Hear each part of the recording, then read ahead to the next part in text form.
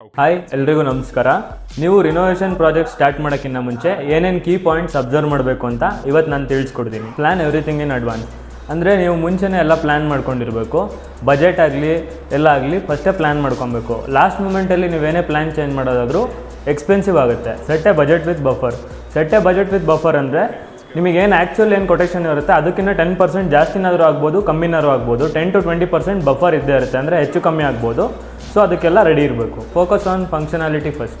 ಅಂದರೆ ಈಗ ನೀವು ಆಸ್ಥೆಟಿಕ್ ವ್ಯೂಗೋಸ್ಕರ ಬೇರೆ ಏನೋ ಎಕ್ಸ್ಟ್ರಾರ್ಡಿನರಿಯಾಗಿ ಪ್ಲ್ಯಾನ್ ಮಾಡ್ತೀರಾ, ಬಟ್ ಅದು ನಿಮಗೆ ಫಂಕ್ಷನಾಲಿಟಿಯಾಗಿ ಇರೋದೇ ಇಲ್ಲ. ಅದು ನೀವು ಅದನ್ನು ಯೂಸೇ ಮಾಡಲ್ಲ ಜಾಸ್ತಿ, ಅಥವಾ ಅದು ಫಂಕ್ಷನಾಲಿಟಿಯಾಗಿ ಇರಲ್ಲ. ನೀವು ಆ ಥರ ಹೋದಾಗ ಎಸ್ಥೆಟಿಕ್ ಡಿಸೈನ್ ಮಾಡೋದು ವೇಸ್ಟ್ ಆಗುತ್ತೆ. Get necessary legal permissions.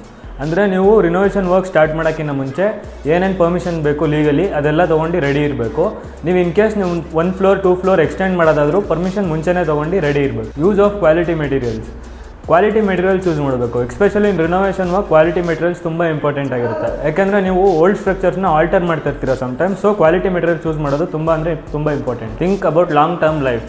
ನೀವು ಕ್ವಾಲಿಟಿ ಮೆಟೀರಿಯಲ್ಸ್ ಯೂಸ್ ಮಾಡಿದ್ರೆ ಲಾಂಗ್ ಟರ್ಮ್ ಲೈಫ್ ಬರುತ್ತೆ. ಲಾಂಗ್ ಟರ್ಮ್ ಲೈಫ್ ಬಗ್ಗೆ ಯಾವತ್ತೂ ಯೂಸ್ ಮಾಡಬೇಕು. ಇನ್ ಕೇಸ್ ನೀವು ರಿನೋವೇಷನ್ ಮಾಡಿ ಅದು 2 years 3 years ಅಥವಾ 5 years ಅಲ್ಲೇ ಹಾಳಾಯಿತು ಅಂದರೆ ನೀವು ರಿನೋವೇಷನ್ ಮಾಡಿ ಕೂಡ ಏನೂ ಯೂಸ್ ಇರಲ್ಲ. ಈ ಇನ್ಫಾರ್ಮೇಷನ್ ನಿಮಗೆ ಇಷ್ಟ ಆದಲ್ಲಿ ಬಿಲ್ಡ್ ಲೈನ್ ಕನ್ಸ್ಟ್ರಕ್ಷನ್ನ ಫಾಲೋ ಮಾಡಿ.